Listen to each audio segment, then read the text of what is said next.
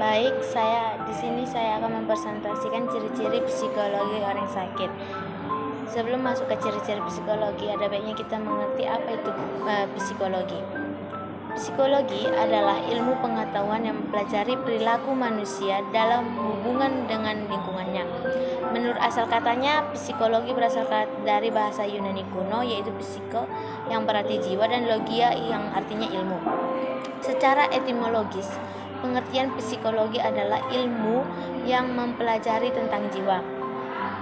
Psikologi kesehatan adalah ilmu yang mempelajari pengaruh psikologis terhadap bagaimana orang menjadi sehat atau sakit dan bagaimana respons seseorang dalam menghadapi kondisi sakit.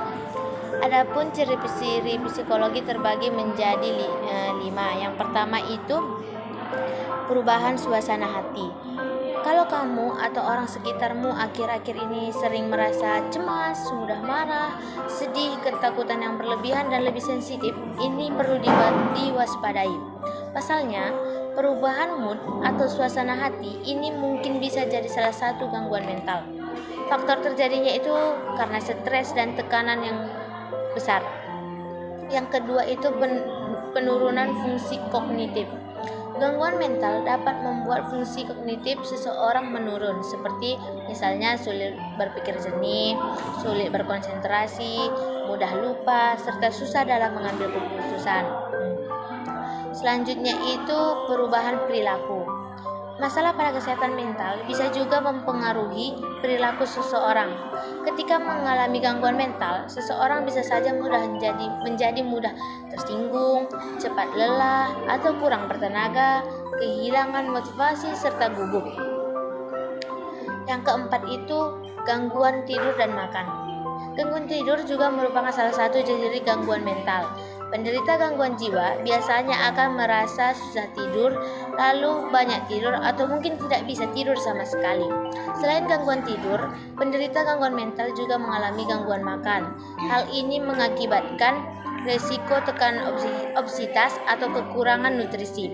Dan yang terakhir itu adalah menarik diri dari lingkungan sosial. Penderita gangguan mental biasanya akan sering menarik diri dari lingkungan sosial. Mereka juga kerap merasa sulit beradaptasi dan berinteraksi dengan orang lain. Tidak percaya dengan orang lain, bahkan memutuskan hubungan secara mendadak. Yang selanjutnya itu pengertian orang sakit. Secara umum, orang sakit seringkali diartikan adalah orang yang terganggu tubuh dan jiwanya sehingga orang tersebut tidak mampu melaksanakan aktivitas atau kegiatan sehari-hari. Yang selanjutnya itu mengapa kita mengunjungi orang sakit?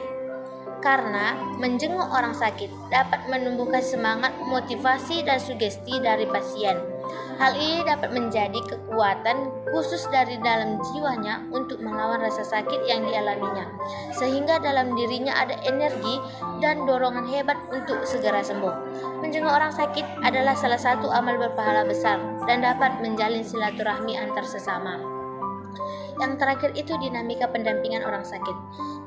Definisi dinamika adalah tingkah laku yang langsung mempengaruhi orang lain secara timbal balik. Dinamika berarti interaksi dan interdependensi antar anggota. Dinamika terhadap orang sakit ada 4. Yang pertama itu melayani pasien dengan baik. Yang kedua membawakannya di dalam doa. Yang ketiga itu mengadakan konseling. Dan keempat memberikan semangat.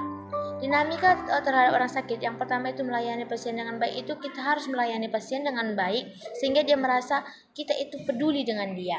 Yang kedua itu membawakannya dalam doa, kita berdoa supaya pasien atau orang sakit itu cepat sembuh dan mendoakannya.